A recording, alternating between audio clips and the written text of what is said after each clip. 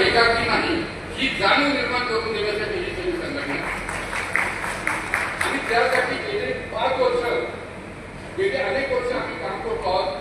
मगाशी मिलिंदने सांगितलं 63 लाख नाही मिलिंद, गेल्या 5 वर्षामध्ये आपण गरजू पत्रकारांना जवळपास 80 लाख रुपयाचा वापर केलेला आहे। आमचा तो कुठलाही फंड नाही, फंड्स नाहीत आपल्याकडे, सरकार आपल्याकडे वेगळ्या नजरेनं बघतंय, समाजातून आम्ही घेत नाही।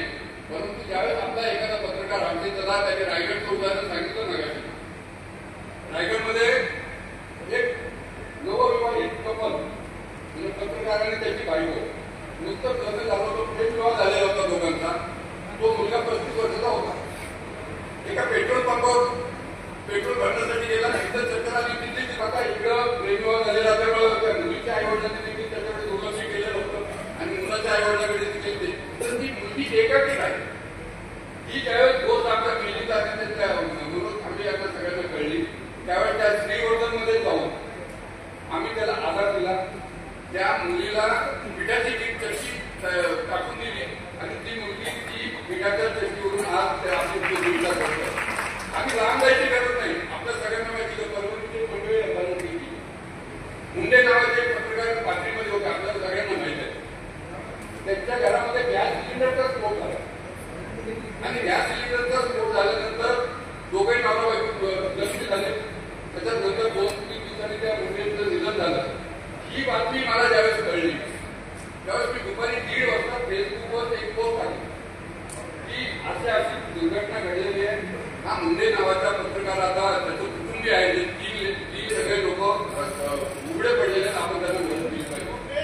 मी दिल्लीला 1:30 वाजता मी पोस्ट टाकल्यानंतर संध्याकाळी 5 वाजेपर्यंत त्या मुलाच्या खात्यामध्ये 2-3 लाख रुपये जमा झाले आणि नंतर आम्ही वेगवेगळ्या मंत्र्यांकडून भीक मागून त्याच्या कुटुंबियाला जवळपास 10 लाख रुपयाची मदत केली। अकोल्याची मंडळी इकडे आहे, त्या भगिनीचं माहेर अकोला होतं। ती ज्यावेळेस अकोल्यामध्ये गेली त्यावेळेस मी अकोल्याच्या बीड साहेब इथं आमच्या आहेत अकोल्याचे अध्यक्ष, त्यांना फोन करून सांगितले की तिला जी काही मदत लागेल ती तुम्ही केली पाहिजे। अशा पद्धतीची ही रचना आहे आणि अशा पद्धतीने आपण काम करतो। मग कुठल्या पत्रकारावर जर हल्ला झाला असेल तर पुणेचं उदाहरण आपल्या सगळ्यांना माहिती आहे। पुणेमध्ये एका पत्रकारावर हल्ला झाला, रात्री 2:30 वाजता त्याच्या अंगावर ऍसिडचा मारा केला आणि तो सगळा पत्रकार भाजला गेला।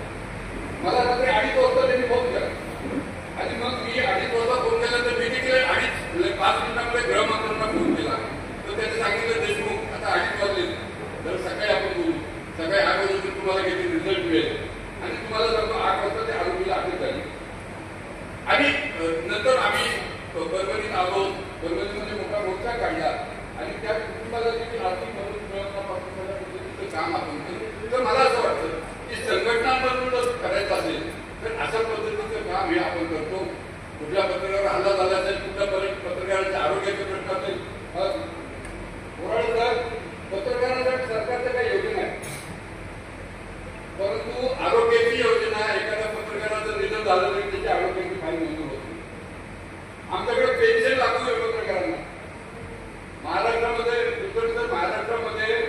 350 पत्रकार असे आहेत की ते पेन्शन योजनेला पात्र आहेत, जे 60च्या वरचे आहेत आणि त्यांना आयुष्यभर केवळ पत्रकारिताच केलेली, तिथं काहीच केलेलं नाही, असे 350 पत्रकार आहेत। परंतु केवळ 119 पत्रकारांना सरकारनं पेन्शन दिलेलं आहे। अत्यंत किचकट निकष आहे। मी देखील आता पात्र आहे त्या पेन्शन योजनेला, परंतु मी जर असं केलं तर मला वाटत नाही माझ्या अंतर होईल। सरकारने असं ठरवलं तर मुळे झाले त्यांना देखील मिळालेलं नाही पेन्शन योजना। म्हणजे हे पुढे आता आपण सगळं कौतुक करतो, त्यांच्या कामाची आपण गौरव करतो, त्यांचा सत्कार करतो, पण सरकारच्या लेखी मुळे हे पत्रकारच नाही, तुम्हाला पेन्शन मिळणार नाही मुळे। त्यामुळे अशा पद्धतीची ही व्यवस्था आहे। सरकार आपल्यासाठी काहीतरी करतं हे सरकार दाखवत राहते आणि काही करताना दिसत नाही, ही वस्तुस्थिती आहे। आणखी एक मुद्दा आहे, पत्रकारांना कायदेशीर संरक्षण आहे, म्हणजे पत्रकार संरक्षण कायदा महाराष्ट्रात लागू झाला. म्हणजे आंदोलन आंदोलन केलं त्यांच्या लोकपाल बिल आणि वेगवेगळ्या कारणासाठी आम्ही 12 वर्ष लढलो.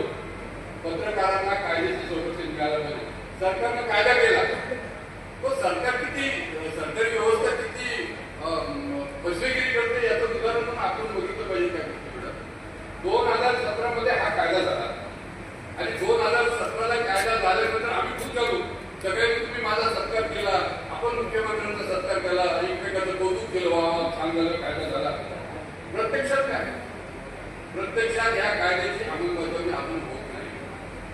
पण मलाही माहित होतं कायदा झाला